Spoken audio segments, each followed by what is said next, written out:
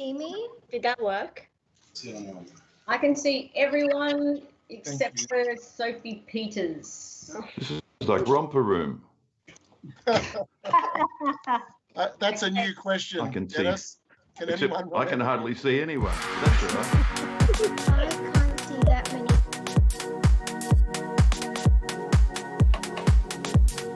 Hi guys, it's Sophie. I was lucky enough to receive the role as the Junior Lord Mayor for 2019. It was a pleasure being able to contribute my ideas to the City of Melbourne, and I'm sure the Junior Lord Mayor of 2020 will do an amazing job of contributing their own ideas. 2020 has certainly not been what we expected, but it's good to see that there are still kids who want to help Melbourne, even if it's initially via Zoom call. I can't wait to hear your wonderful ideas to help the City of Melbourne. I hope that the Junior Lord Mayor of 2020 will still get to experience the great opportunities that I had. The highlight for me was to participate in the Moomba Festival. Moomba was an amazing experience for me, and I hope that you will still get to experience this. Junior Lord Mayor is an opportunity of a lifetime, and I look forward to hearing your brilliant ideas to help Melbourne. I'm so grateful that I have got such a great experience, and I wish you all the best of luck, and I'm excited to see what the next Junior Lord Mayor will bring to the table. If I were to offer you one more piece of advice, it would be, don't forget to have fun.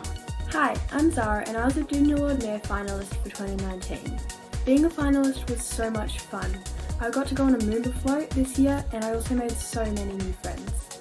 Everyone was so nice to me and I made so many new memories. My favourite memory was Melbourne Day, where all the schools from each finalist came together just along the Yarra River. We got to learn about Melbourne's past and also listen to some beautiful music. At the end, to top it off, we got a goodie bag and we also got a cupcake. Being a finalist has been so much fun and it's been a truly amazing experience. I wish everyone well for the new competition. Bye! Hi, I'm Daniel. I was one of the 2019 Junior Lord Mayor finalists. I think this competition gives great opportunities. For instance, I got to express my ideas. I learned a lot about Melbourne and met new people like the Lord Mayor Sally Capp. I also got invited to the Melbourne Day flag raising ceremony. My class came along with me. And I went to the Moomba parade. These are all great experiences. You should have a go.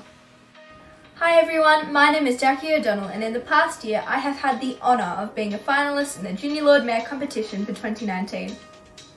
Being a finalist was an amazing opportunity. Not only have I met so many wonderful people, but I've also been able to participate in events like the Moomba Day Parade and the Melbourne Day celebrations at Enterprise Park. I have enjoyed every minute of my experience and I am sure that you will too. The judging for this year is coming up very soon, so for those involved, I have a few tips for you. Firstly, be yourself and have fun. I can assure you that all of the judges are very kind and supportive, so you have nothing to be nervous about. Be confident and voice your ideas, because your ideas matter, and that is the focus of the whole Junior Led Mayor competition, to give the kids of Melbourne a voice so we can improve the city even more than it already is. Congratulations on making it this far, and I'm very confident that you will do well. I can't wait to see all of your presentations and ideas. And good luck! Best wishes and thank you for listening. Bye!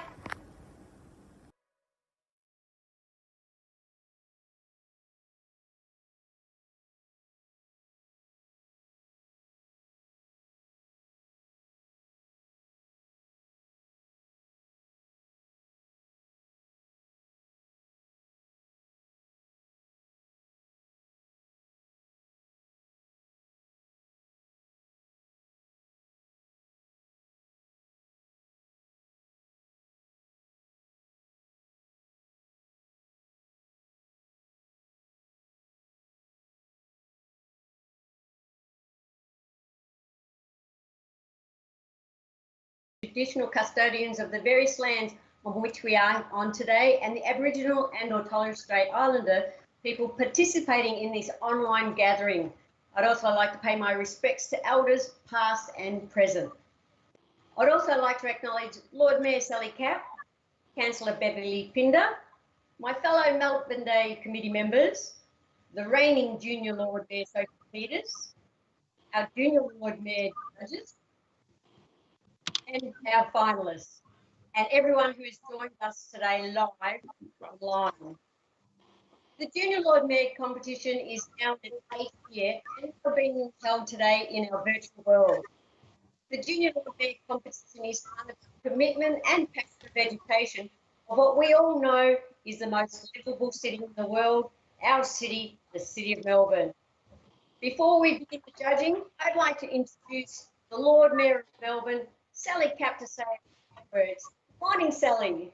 Good morning, Sue, and hello and welcome to everyone to this very important event. It's wonderful to be involved. On behalf of the City of Melbourne, I also acknowledge the traditional owners of the land on which the City of Melbourne gathers, the Boonwurrung and the Woiwurrung Wurundjeri people of the Kulin Nation, and pay our respects to elders past and present. To you, Sue, how good that you've managed to keep all of this organised during lockdown and for it to work remotely, even with many of us who are challenged by technology, not naming any names. So, Sue, thank you very much for all of your hard work in making this happen. To all of the very special guests that Sue introduced at the start, it's great to see you and to be working with you as judges today on what I'm sure is going to be a very difficult challenge in identifying a winner.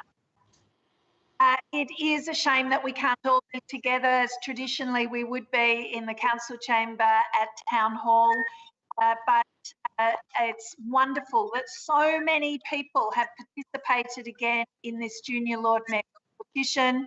I believe there have been a record number of applications from across Melbourne, from young people who are keen to be involved in the future of our city.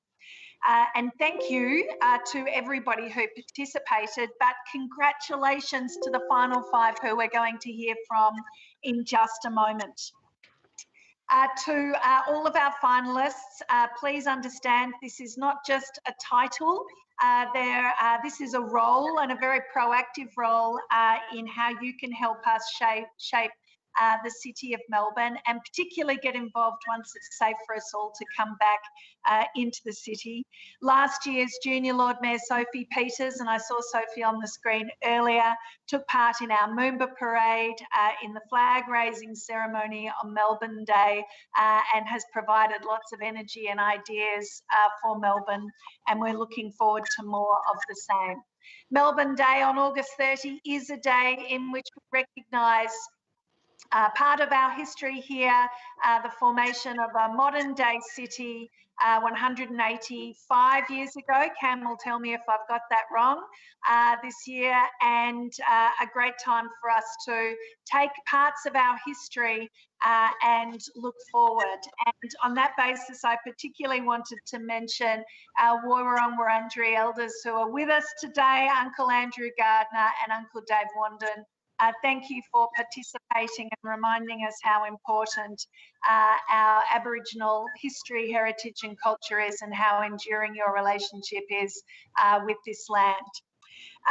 We are excited that the voices we hear today are the voices of our future at the City of Melbourne, and we take that very seriously, and we hope that you enjoy this taste of leadership and what it means, particularly at a very challenging time of a global pandemic. I am going to finish with a quote from one of my favourite oracles, Dr. Seuss. You're off to great places. Today is your day. Your mountain is waiting, so get on your way. And I can't wait to hear from all of you. Congratulations again to our finalists. Congratulations to the Melbourne Day Committee for their hard work in bringing this together. And I'm handing over to the chair of the committee, Mr. Campbell Walker Esquire. Over to you, Cam. Lord Mayor, thank you very much for being with us today. It's exactly what it's called. It is the Junior Lord Mayor competition, and to spend a day with the Lord Mayor and advise, more importantly, throughout the year. It'll be the first person that the Lord Mayor will need to get on the hotline to for any breaking news. So be very excited about that, and great to see some vision as we started with those that were the finalists and runners-up that got to participate in the Moomba Parade. I was part of that this year, and it was just great to see everyone's smiling faces. To the judges and to 13 Cabs, our sponsors that have helped make this possible, I'd really just like to say thank you for everyone's time today and energy. The submissions were fantastic and a really great cross-section right across Metro Melbourne and some regional areas, which was great to see this year. But yeah, I really encourage you to just have a good time. Please be very relaxed. That's what it's all about today. Learn from it, and hopefully you'll make some great friendships from it as well. So good luck, everyone. And again, thank you very much for everyone that's involved today. Well, thank you, Campbell. And without your commitment over many years, we wouldn't be here today. So thank you. Thanks. Now, with the commitment of our Junior Lord Mayor competition sponsor, 13 Cabs, and this amazing man with his infectious energy, who's becoming a household name, Head of Client Services of 13 Cabs, Mr. Simon Percy. Good morning, Simon. Good morning, everybody. Good morning, finalists. Yes, my name's Simon Percy. I'm the Head of Client Services from 13 Cabs, and I want to welcome the finalists, Alicia, Chris, Gabrielle, and Sophia. This is your day. You have done an amazing job so far to get to where you are, but now it's Judgment Day. No, chill out, relax. As Campbell said, just relax, have fun. It's really important that you enjoy yourself. And before I go on a little bit more, I just want to thank some really clever people in the room. First of all, the questions that you put out there to our finalists were unbelievable this year. And the answers we got from you finalists is just remarkable for your talent, your skill, your age set. We, as a Melbourne city, have no fear. As you, the next young leaders coming forward, it's going to be fantastic. So a big thanks, of course, to Al Rhodes, who put the IT, to Sally, Sally Cap, of course, for letting us do this. But I was going to say Sue Stanley first, because without Sue's enthusiasm and her ability to do the splits in midair, we wouldn't be here. And Campbell Walker, for your height and energy as well. It's an absolute task. And finally, we'd like to thank the City of Melbourne for allowing us, this little 13 Cab company, to be partnering with such an honourable city, with such an honourable group such as yourselves. 13 Cabs is delighted to be a community spirit to help. We're the fastest, cleanest, safest taxi company in Australia. And without that, and without your support, we wouldn't be here today. So moving right along, it's all about you girls and guys today, being finalists. And as you know, motivation is what I'm about. You've got to be motivated. You can move mountains with motivation, and never do something if you don't enjoy it, apart from homework. You must do your homework, okay? And that's it for me. I look forward to seeing who will be the next little big star to help out Sally Cap in this Junior Lord Mayor program. Thanks again. My name's Simon. I'll probably go on mute now, because you better mute me. Al, thank you. Well, thanks, Simon, and thank you for your ongoing support through 13 Cabs. We really appreciate it. Now, before we start, I'd like to introduce our judges. Of course, we've got Lord Mayor Sally Cap, our Melbourne Day Chairperson Campbell Walker, Channel 9 News presenter Peter Hitchener, the legend, 3AW broadcaster Dennis Walter, Head of Client Services of 13 Cab Simon Percy, and a special guest judge today, Wurundjeri Elder Andrew Gardner. Uncle Andrew Gardner is a Wurundjeri Elder with more than 30 years experience working with the Indigenous sector in Victoria and far north Queensland, including 7 years with the Office of Aboriginal Affairs Victoria, and in the past decade with the Dandenong and District Aborigines Corporation Limited. Uncle Andrew represents the interests of the Wurundjeri people with his via appointment to First People Assembly of Victoria, the voice of Aboriginal communities across the state, representing them in the next phase of the treaty process. We are glad to have part of our judging team this morning. So to take you through the judging, I'd like to ask Councillor Beverly Pinder to start the 2020 Junior Lord Mayor competition judging. So good luck to all the finalists here today, and now onto the judging. Over to you, Councillor Pinder. Thank you, Sue Stanley. AM, wonderful. Good morning, everyone. I am Beverly Pinder, Chair of the People's City Portfolio of the City of Melbourne, and I'm really delighted to be here. I get excited about this each year because it was an event in which I had a small part to play back in 2013 when we established it and brought 1-3 cabs on board. So I'm really very excited about this. Welcome, students, and thank you for your ongoing support. Thanks also to the schools that each year continue to provide support to you, our finalists, as you enter the Junior Lord Mayor event.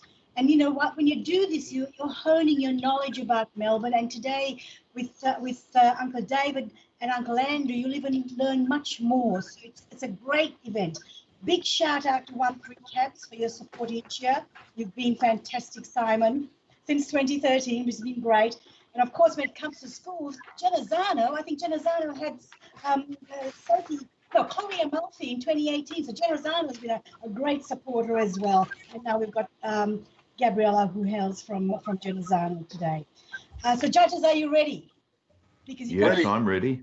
Students, just a little hint. Judges will be looking for your motivation, as Simon said earlier. Okay, don't be nervous. What great ideas do you have? Just talk them through with the judges as they ask you those questions, okay? Melbourne is the best city in the world and we want it to stay that way. So that's why you're on board. So our first finalist is Gabrielle Kobayashi Walsh. Welcome, Gabrielle from Genazzano. Judges, over to you.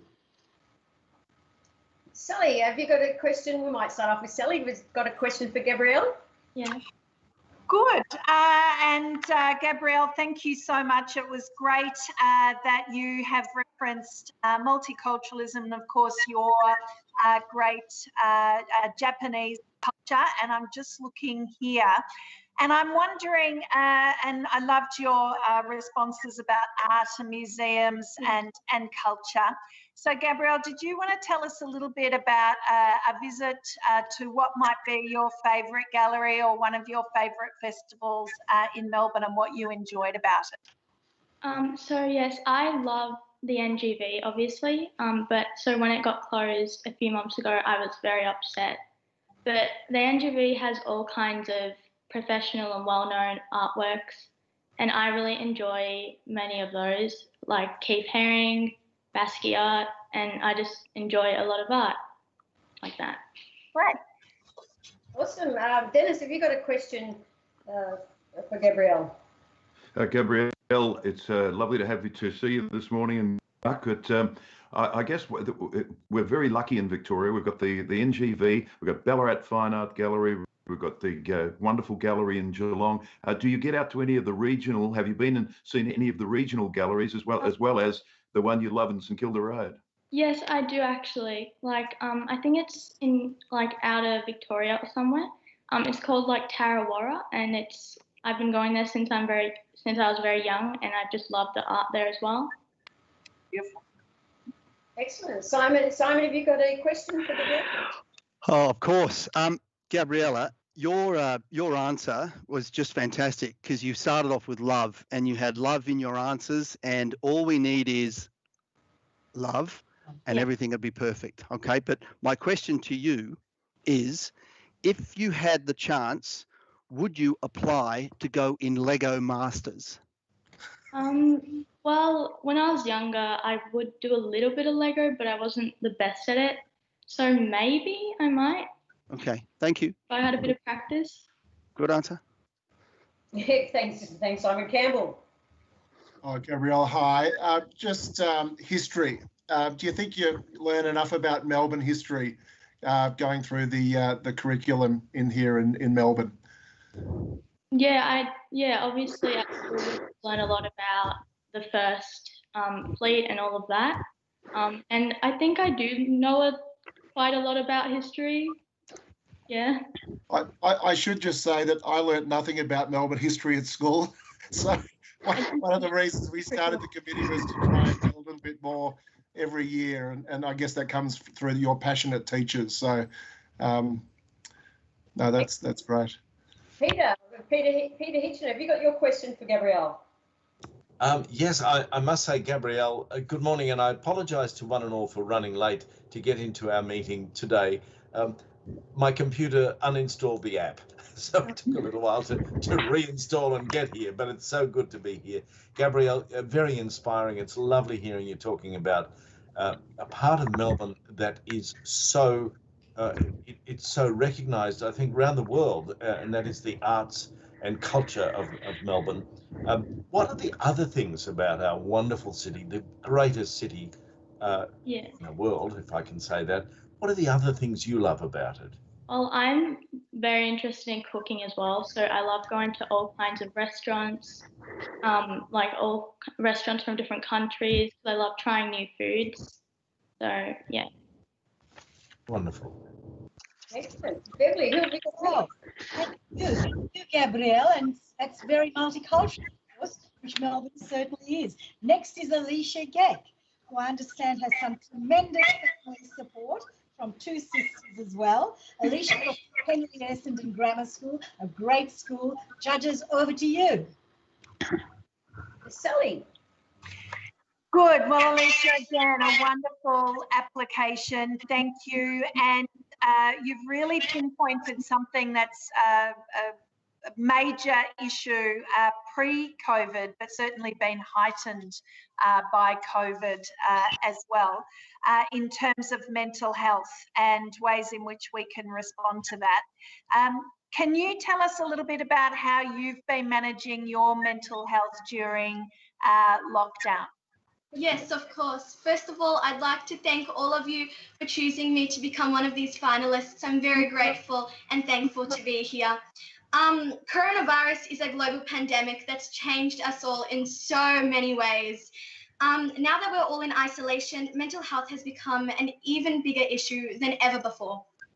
But even before this virus, 1 in 5 Victorians experience some form of mental illness or disorder during every year. The way I see mental health is as health and well-being, not the ways that so many people think of it as being isolated, having anxiety, depression, feeling lonely, feeling scared and angry.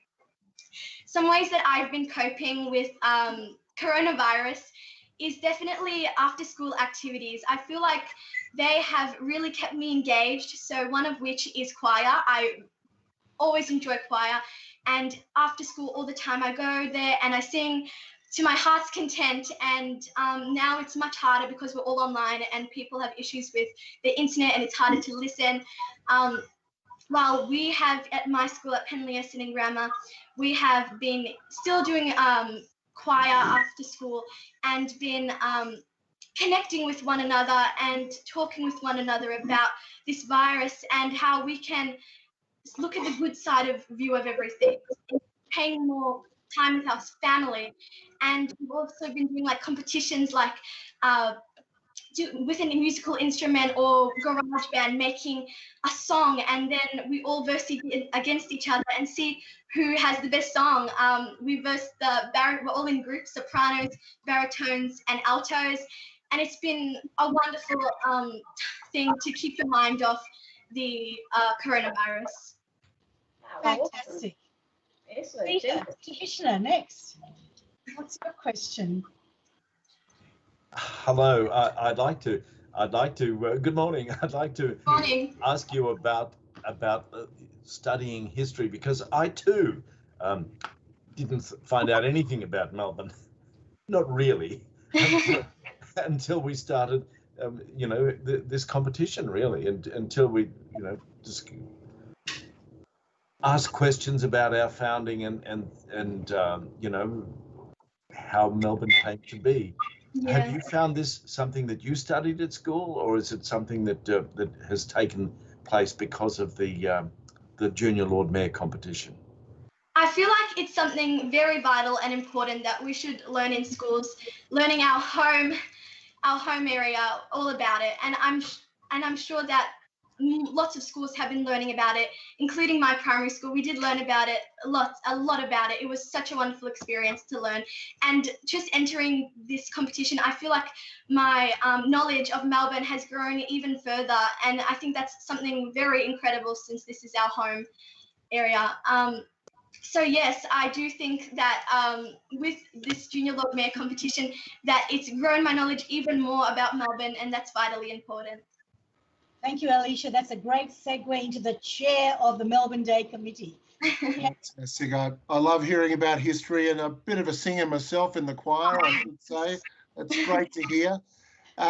With being locked up with the pandemic, have you got some great parks and gardens that you can get out and actually get some fresh air and exercise? Absolutely. So all the time, whenever we get the chance, my family and I, we go for walks around parks near our home. We go around the block, and it's so nice to be with your family and have a chat, maybe talk about how you're feeling. And it's so nice to also get your physical health in place, because that's just as important as your mental health. If you can't travel the amount to go to parks, which they're so beautiful and you can get the beautiful fresh air in, you can still, of course, stay connected with your community and participate in virtual workout sessions, and they're lots of fun. I've seen some, I've participated in some, and it's been such a wonderful experience. I absolutely loved it. It kept your mental health, your physical health in place, and I really encourage people to do that. Well done, thank you. Isn't she, Campbell? Simon Percy, what's your question? My question is kind of related. First of all, your attention that you've brought to mental health around the period that we're in across the world, and especially in Victoria, where we seem to be the hardest hit, is really super important. So you've absolutely floored me in regards to your understanding about mental health. It's so important. My question to you is that as you do like going around the parks and walking around the parks, what type of statue, if you had the opportunity to build in one of those parks, but you're not allowed to make it out of Lego? Well, a park that my family absolutely loves going to, and it's very close to our home, is Organ Pipes. It's an absolutely beautiful park, full of beautiful environment. And a statue maybe I'd have is maybe a picture, like a sculpture of the world, of someone holding the world and saying we're all in this together and we can get through this. Yes, thank you. Fabulous. And Dennis, over to you, Dennis. Final question. Alicia, great to hear that you have such a passion for music. Is it something, that passion, is it something you want to take into your career beyond your school years, or is it something you just want to continue as a hobby? Well, right now, I'm not too sure. I mean, as I get older, of course, I'll know what I want to do more. But I definitely love music. I love to sing. I love acting, dancing. I'd love to have it as a career and be a lawyer as well. So that's definitely something that I'd like to continue. Thank you so much, Alicia. You've done really well. Brilliant. Thank you. Chris G. from Our Lady of Mount Carmel Primary School. Welcome, Chris, and over to Lord Mayor Sally Catt for the first question. Thank you. Well, Chris, welcome. And again, another fabulous proposal that you have entered into the competition. And with an eye on jobs, I think, of course, there's a lot of hardship at the moment. And we've got to think about what are the jobs of the future. And one of the best things we can do is to ask you as young people, what would you be excited about as a job of the future, Chris? I would, first of all, thank you for selecting me as a finalist. If I were going to create a job, I would create like a searching group types of job, because there's lots of parts of our world that we've never researched before. So then I could, study about the wonders of our world. Beautiful. Excellent. Thank you. Dennis, you're next. Dennis, your question.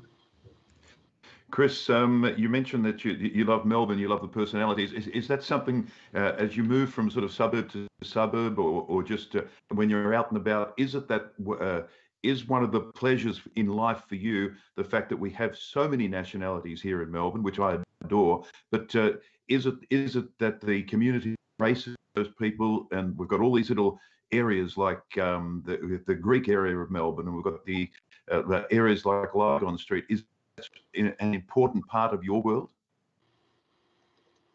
So I love the people in Melbourne because, first of all, they are very kind and very unique. It's very satisfying to see that there are so many people that are like you and have all their hopes and dreams, and they're just very creative, and they have this sort of feeling that they are very special in Earth's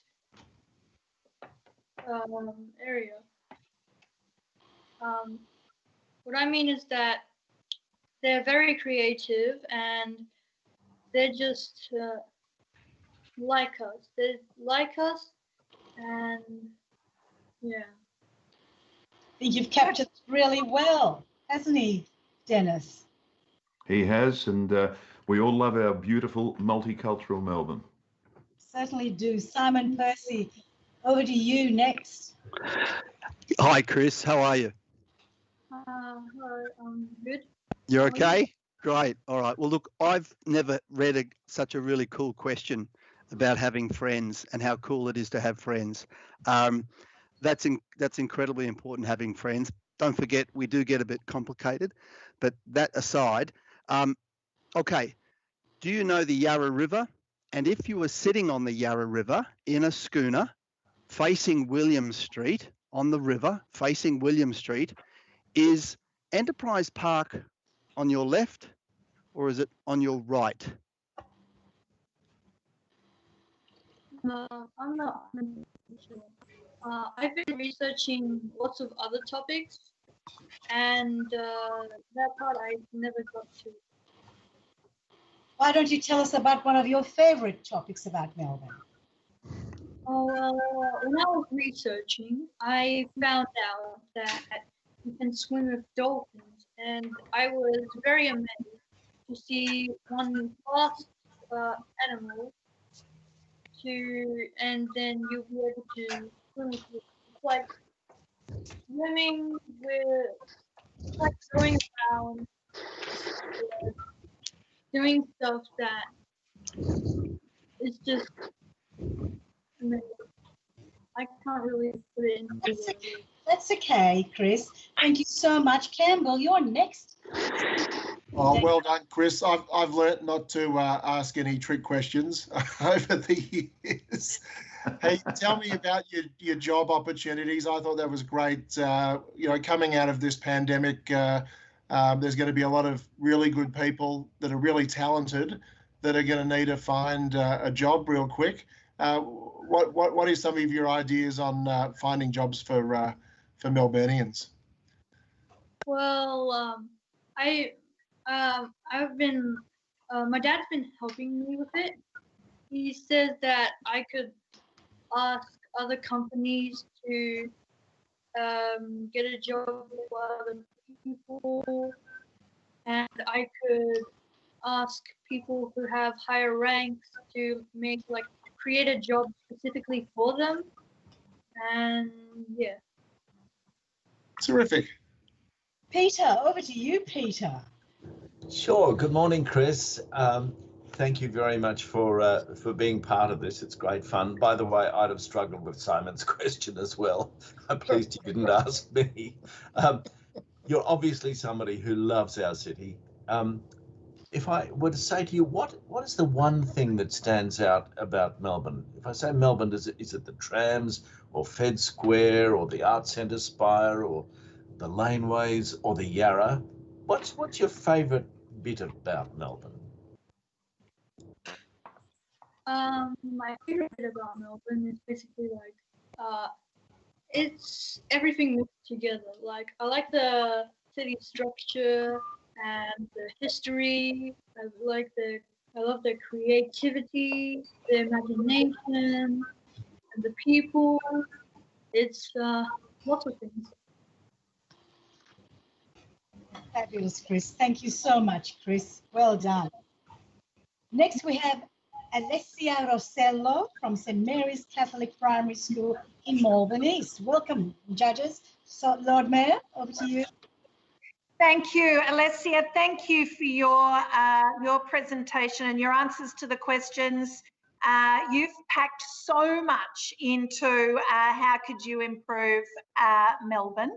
And all of those things are very relevant, from face masks, decreasing traffic, and how do we make more things in Melbourne.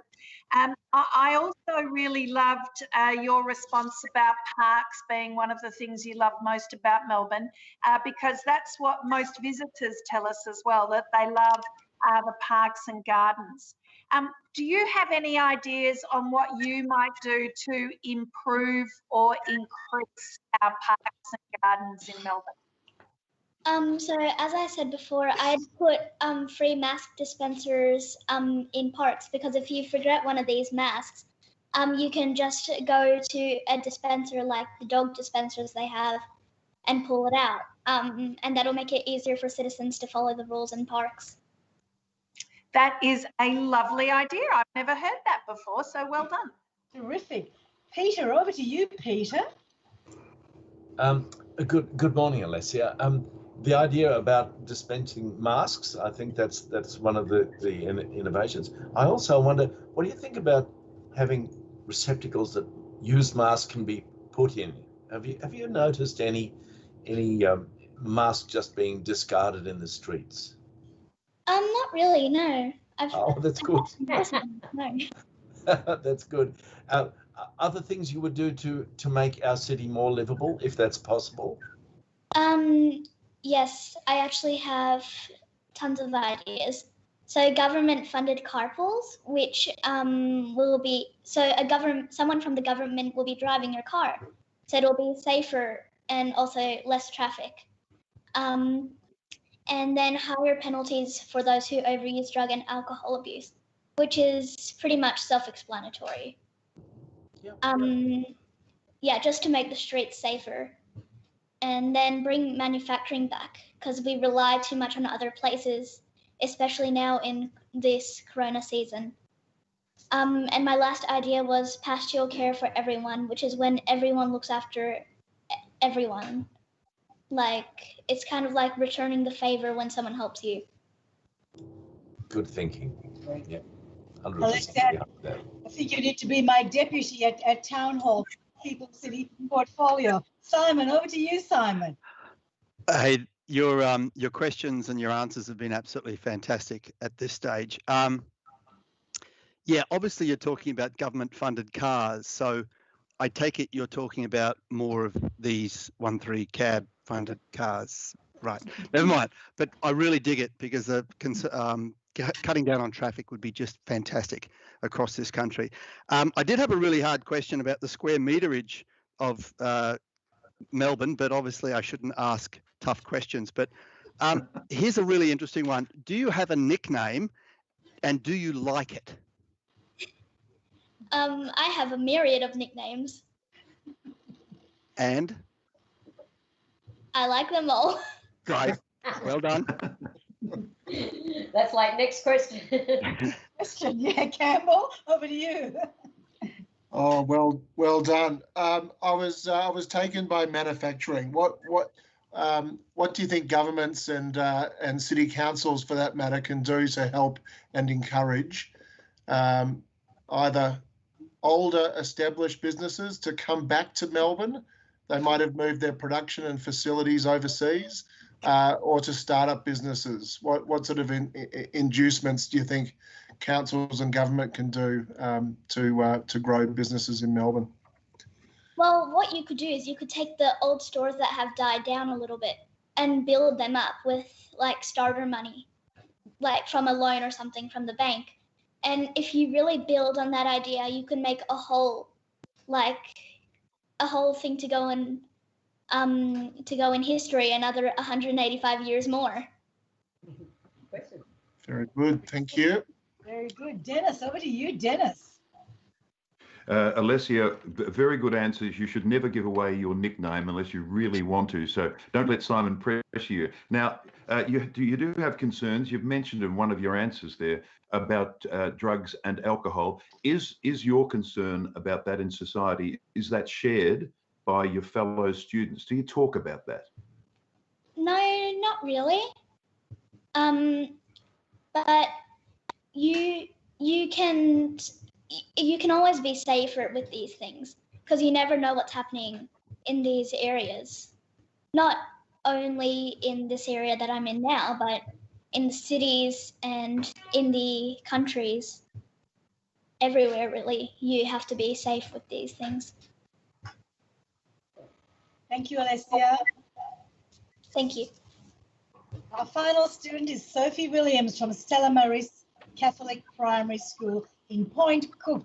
Welcome, Sophie. Thank you. Thank you. Sophie, I might kick off with the questions. Lovely to see you, and thank you again as well for your submission into this competition. You have written a lot about multiculturalism and the fact that you can, that it's a very accepting environment here in Australia.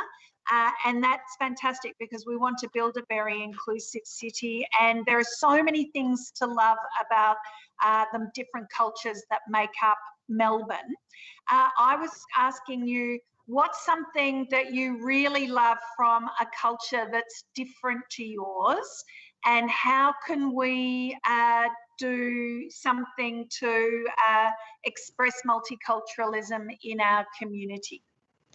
Well, first of all, respected Lord Mayor Sally Capp, thank you, dear panel, for choosing me to be a finalist in this prestigious contest. I would like to pay my respects to the land on which we stand. I am in Point Cook, to is Wathaurong, Woiwurrung and Boonwurrungs, people of the Kulin Nation, as the traditional owners of the lands on which Windsor City is being built. I also pay my respects to the elders past, present and emerging. So I would like to spread multiculturalism with Aboriginals because I think we as Australians have forgotten our past and our country's history. I want it to be a compulsory subject in the schools because I think that if we don't understand what has happened in the history, we wouldn't know what we can improve in the future and how we can accept everybody, not by their looks, but by their character strength.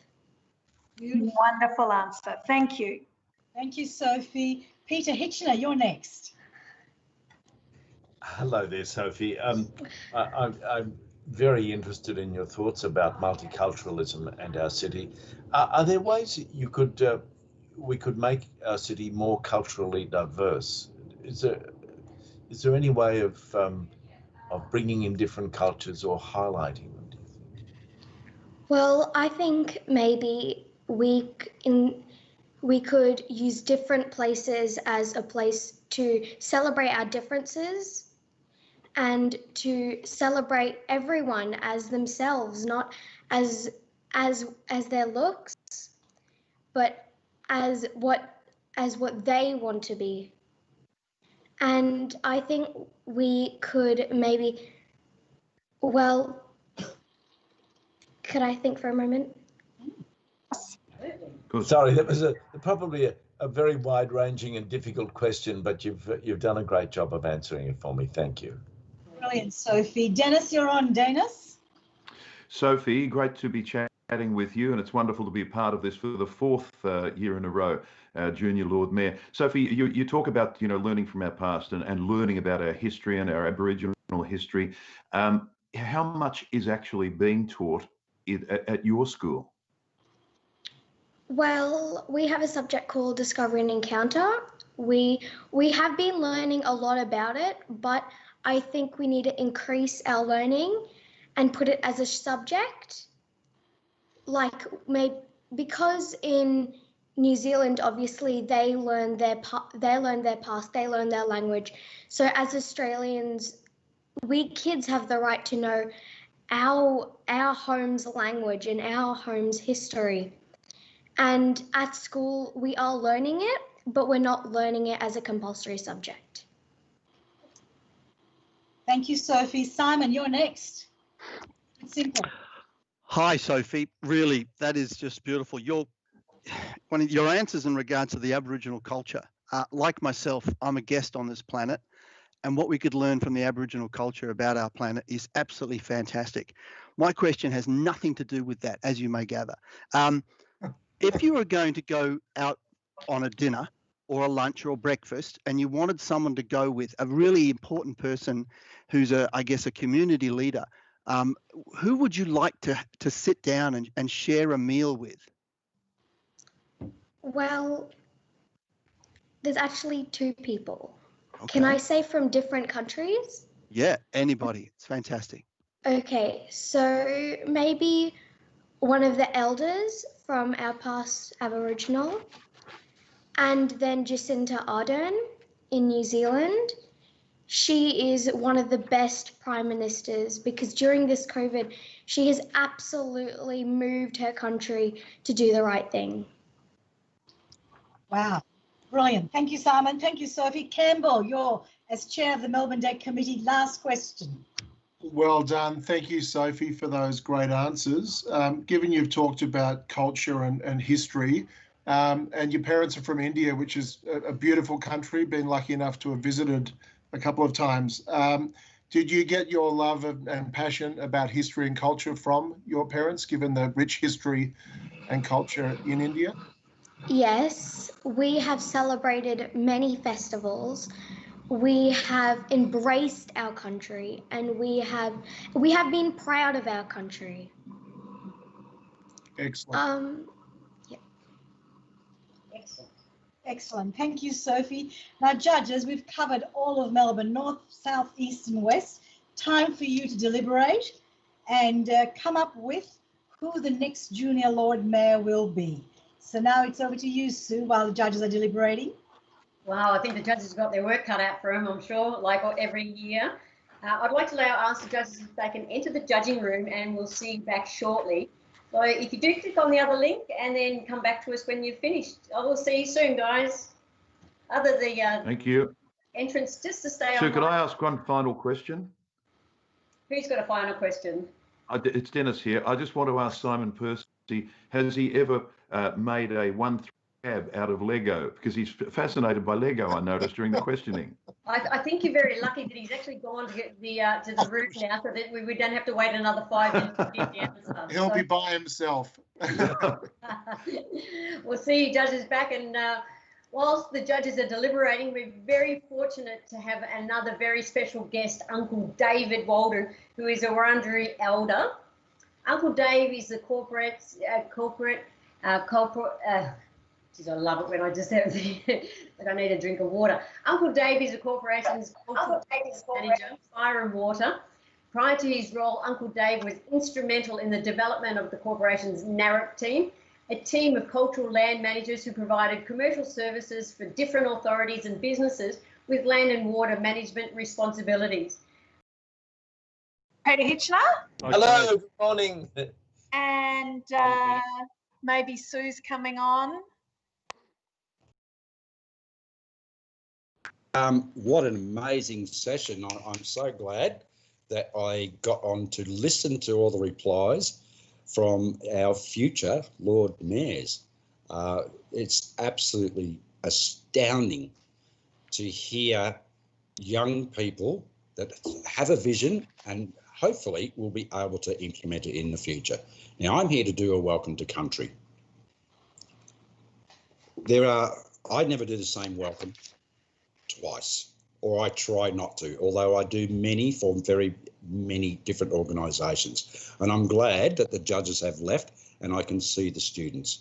So to Gabrielle, to Marianne, to Chris and Alicia and Sophie, I'm going to change the welcome, because first of all, I pay my respects to you and your elders that have led you on the journey to where you are today. And I wish that your ancestors and your elders continue to inspire you to do what you believe is the right thing to do for the future of this country, this land that we call Australia.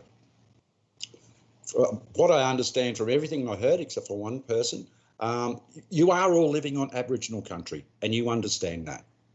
And it's important that you realise that. Melbourne Day is about the history of Melbourne from colonisation. And we should celebrate that for the achievements that we have done in this modern world.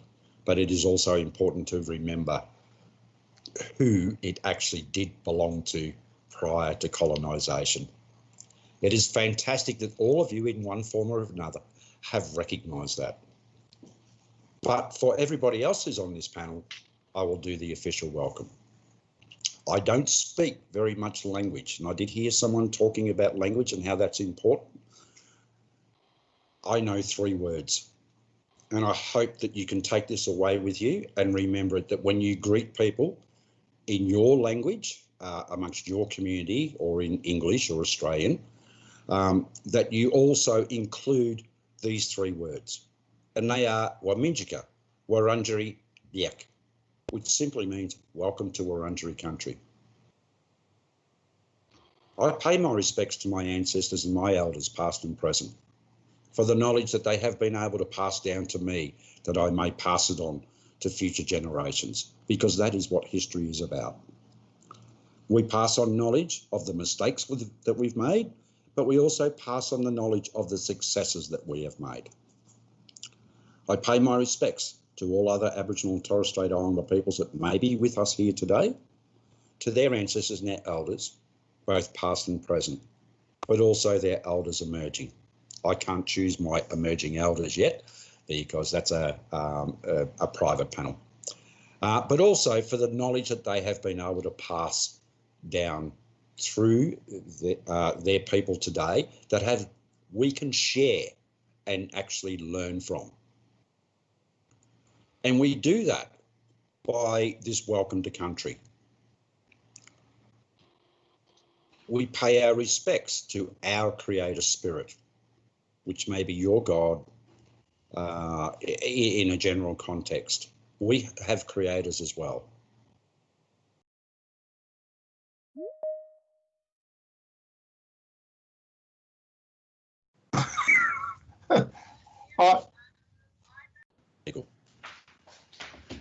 He is our Father. We also like to pay our respects to our mother, the spirit of our mother and our physical mother, whoever that may be, because the two are intertwined. We all know who our mother is, and we all know that we live on Mother Earth. Bunjil's first law was that we must respect Mother in both her forms, both her physical and spiritual form. Physically, we look after our mothers in our lifetime. As our mother raises us and cares for us and nurtures us, she grows old and we become older and wiser.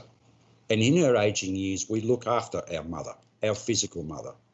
We must also do the same thing for our spiritual mother. She has been here much longer than humans have.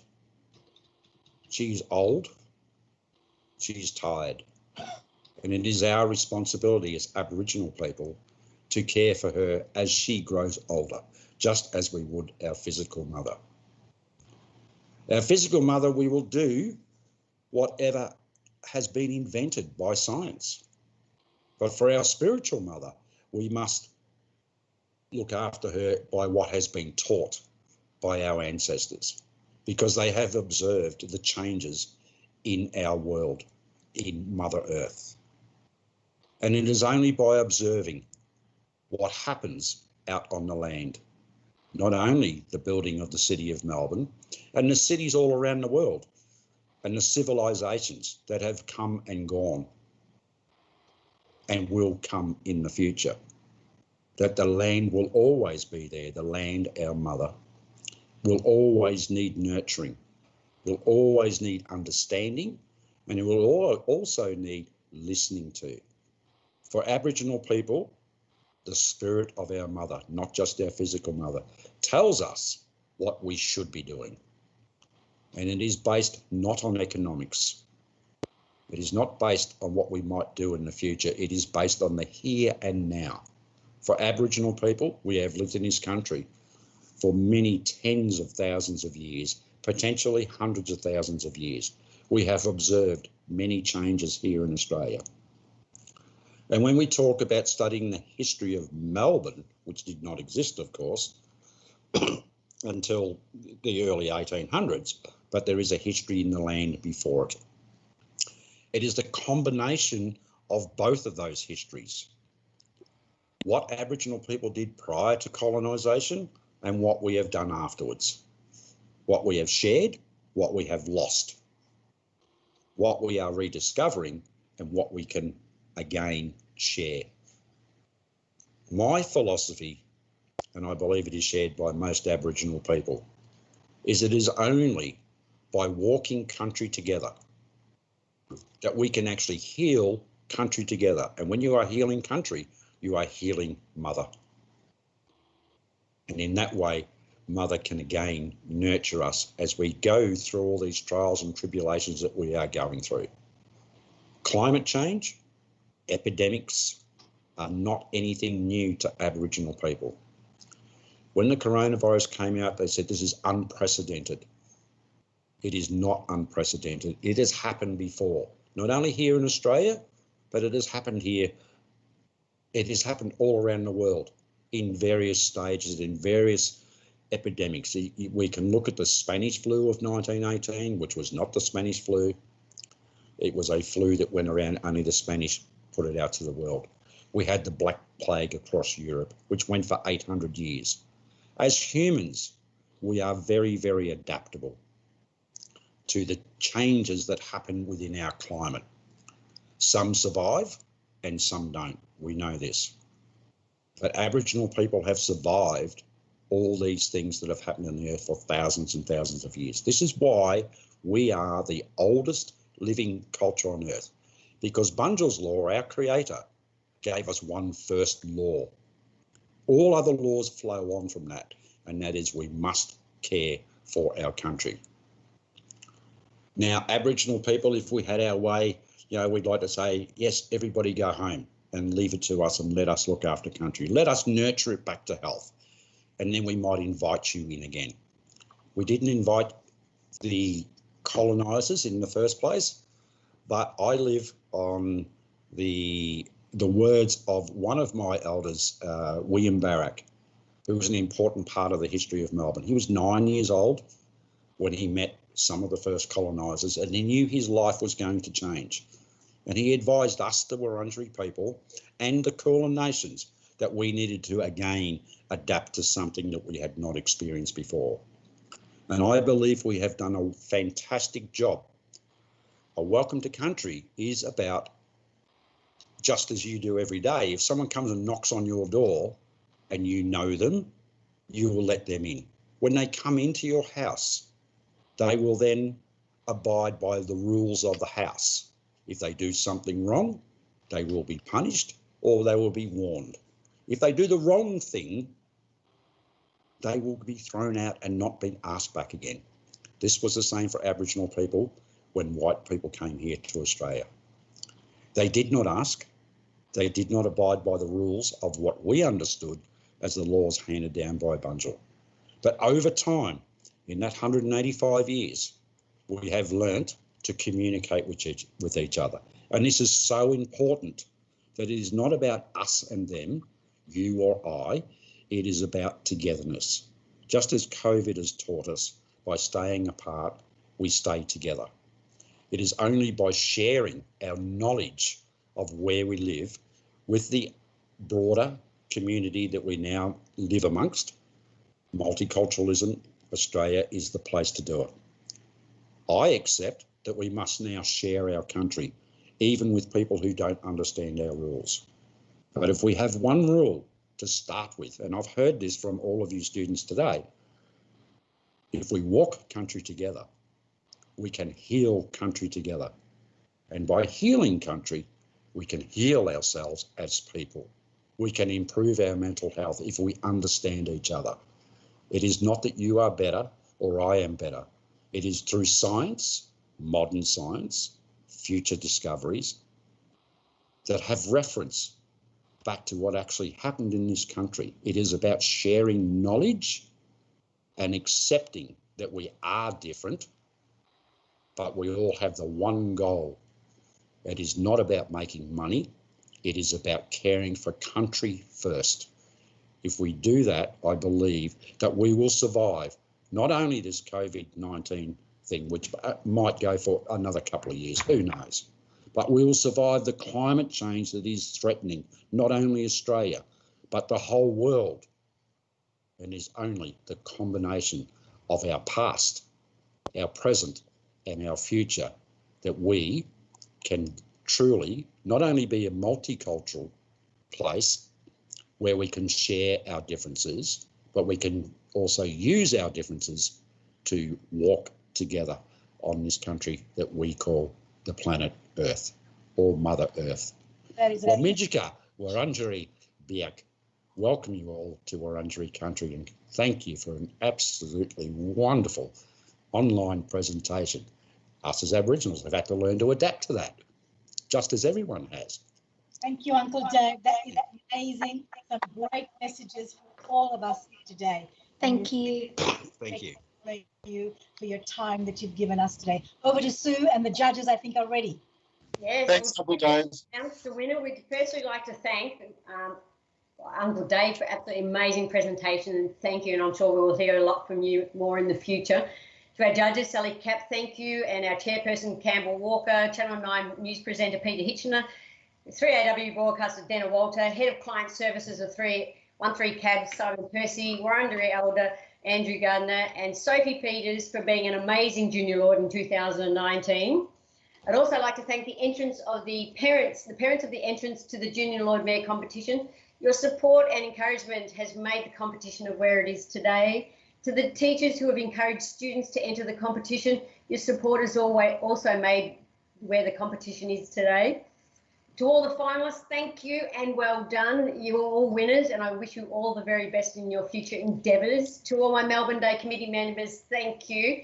So we encourage you all to spread the word of this amazing opportunity. So please go to our website, melbourneday.com.au, and subscribe to our newsletter to get the updates on our 2021 competition, our education program, our school incursions, as the youth of today is our future. And I think the judges are all back now to announce the winner of the Junior Lord Mayor for 2020. Lord Mayor, are you there? I am, Sue, and thank you for thanking everybody. That's a very important role, and I add my thanks to you and Cam and Simon and the team who bring this program together every year. It's really appreciated, and it's so worthwhile. You know, our days at the moment, unfortunately, are filled with a lot of despair and frustration with what we see happening as a result of a global pandemic. But today and time spent with these young leaders just reminds us we should feel really hopeful and confident about the future. And it's been a joy to be involved this morning and to listen to Gabrielle and to Alicia and to Chris and to Alessia and to Sophie. Congratulations, you made it very difficult for us. We felt your passion and your commitment, and we commend you to keep going with the various issues and activities that fill you with passion and for which you've shown us a lot of interest this morning. Unfortunately, there can only be one Junior Lord Mayor. To Sophie Peters, thank you for your hard work over the last 12 months. We were absolutely amazed at how current and topical and insightful each of the finalists had been this year about issues facing our city and our community, and we thank you for that. The person who is our Junior Lord Mayor winner this year really touched on a topic that is being experienced by, I suspect, every single person in our community. It's going to take a big joint effort to ensure the ongoing well-being of our community, and it is about us all joining together to help each other, to be caring, to reach out and to make sure that we are healthy, because we can't be a successful city if the people in our city aren't feeling cared for and healthy. And I've probably given it away, but to Alicia Geck, you are our Junior Lord Mayor for the next 12 months. We are looking forward to working with you. We thought your knowledge and insight and understanding of what mental health and wellbeing is all about, of how you've gone about maintaining your own mental health, but also your encouragement and identification of ways in which people can improve their mental health really stood out. We are grateful that you also identified the diversity in our community and what makes for livable cities. But at the end of the day, it is about people, and you put people right at the centre of your response. So congratulations. Woo! Thank you so much. Thank you so much for choosing me. I'm so grateful. I have so many ideas. I didn't say them because I thought of time. I have so many. I'm so excited to help Melbourne be the best we can be. And I'd also like to say special happy birthday to my brother. It's his birthday today, and we're all celebrating in isolation. And again, thank you so much. Good. Well done. And thanks to everyone. You did a superb job. Congratulations again, Alicia, and I'm sure you're going to make us proud for the new Junior Lord Mayor. And thank you, Sophie Peters, from our previous Lord Mayor. We'll have more things to come. So please go to our website for all our updates on our Lord Mayor competitions, our education program and school incursions. And don't forget, Melbourne is celebrating 185 years on the 30th of August. But in today's current situation, take a moment to think of how and where we come from and how we got here today. So happy Melbourne Day on the 30th of August. Remember our past and our history and create the future. Thank you, guys. Well done, everyone. Good on you, Sue. Thanks, thanks, Al. Congratulations, everyone. Well done, finalists. Thanks, Bye-bye. Dave. Well done, finalists. Really appreciate it. Fantastic. Thank you today. Absolutely amazing. Wow. Dennis, absolutely Brilliant. great. He's teaching us all our kids.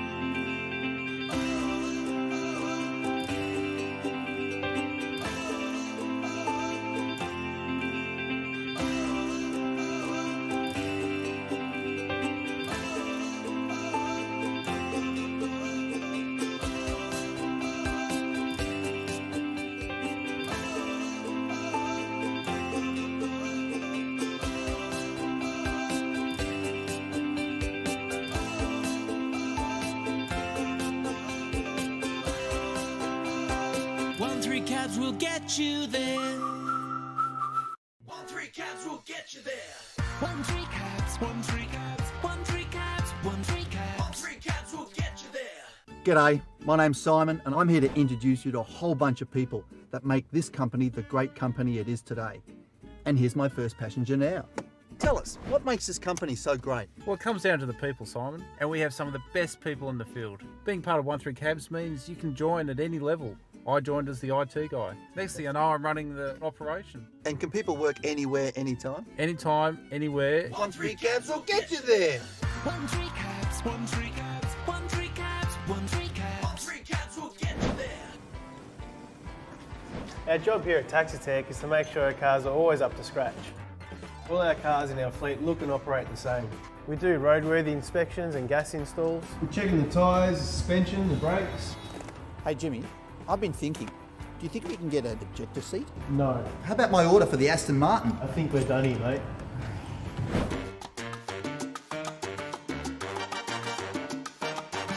G'day Liz, tell us what you guys do. Well, it's really quite simple. My team works on strategic planning, channel strategy, media buying, market research, campaign implementation, CSR, CRM, SEO, and outward-facing brand marcoms. Huh? We do the ads. Like that one. Yeah. And this. Uh-huh. And that over there. And this is Cuz. He's from our advertising agency. He's actually working on something as we speak. Flying cabs. Approved. Welcome to 13 Cabs. This is Kim. May I have your pickup address, please? G'day, Kim. It's Simon speaking. Oh, g'day, Simon. Can you give us a bit of a rundown of what happens in the contact centre? We run our contact centre 24 hours a day. We have over 150 staff who help our passengers get the cabs they need as quickly as possible. Hey, Kimmy, what's the weather down there like? Sorry, Simon. Gotta go. Bye.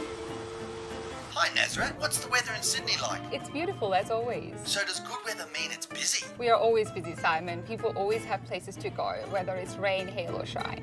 Hey, Nick. G'day, Simon. What's happening at 13 Cabs in Sydney? Oh, you know, mate, I used to be a driver and then I became a driver trainer and now I'm a 13 Cabs operator relationship manager. Mate, did you know that in Sydney right now there's more cabs than ever before? So you can say I've got a lot going on, mate.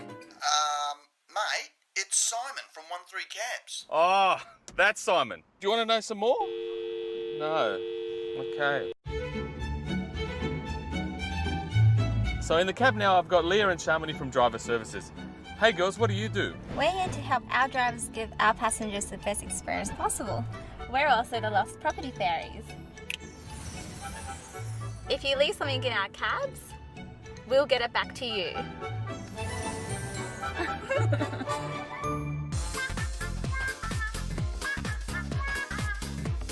My role is to ensure that we meet the silver service standards that everyone expects. And I deliver the high standard of 13 Cabs. Chris, you missed a spot.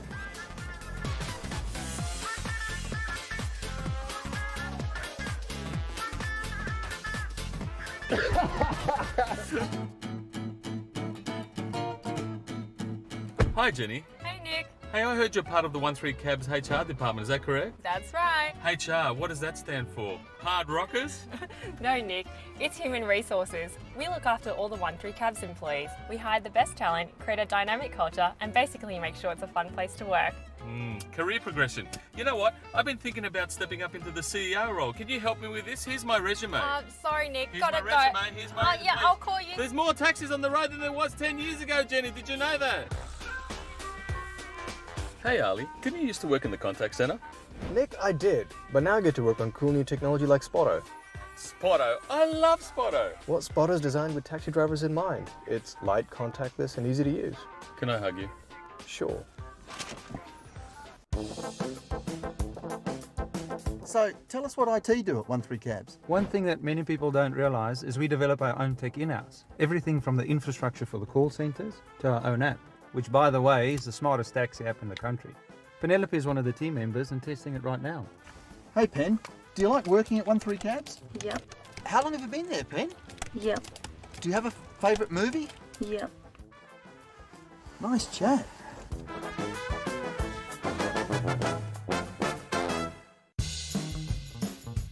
Now, I forgot to ask one really important question I've always wanted to know. How many general managers does it take to fit in a cab?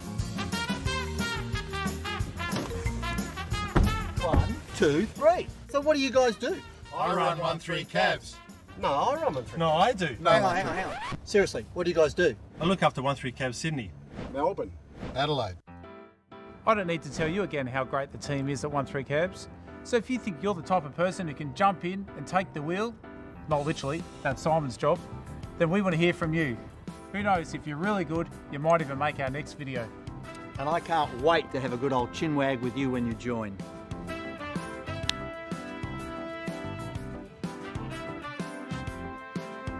Obviously, we're not professional actors, but what we do know is how to get you from A to B, anytime, anywhere. In 1A, take 2. And here's my first patient now. Patient? Again? Get out. Do you think we can all get sirens? Our job here at Taxi Tech is to make sure... Flashing swirly lights. Here at Taxi Tech, we wait for action. Here at Taxi Tech, we're here to make sure. Here at Taxi Tech, we operate. What about the cloak of darkness? G'day, Liz. Well, it's really quite simple. My team. Sorry, I've got to warm up a bit. It's really quite simple. My team looks after strategic. It's really quite simple. It's really quite. Can I just do it all again? Well, we have over 150 staff who help our passengers. Am I doggling here? So, Pen, do you love Warren? So seriously, there's an old guy walking right behind you. Obviously, we're not professional actors. But what we do know is how to get you. I don't need to tell you again how great the team is at 13 Cabs.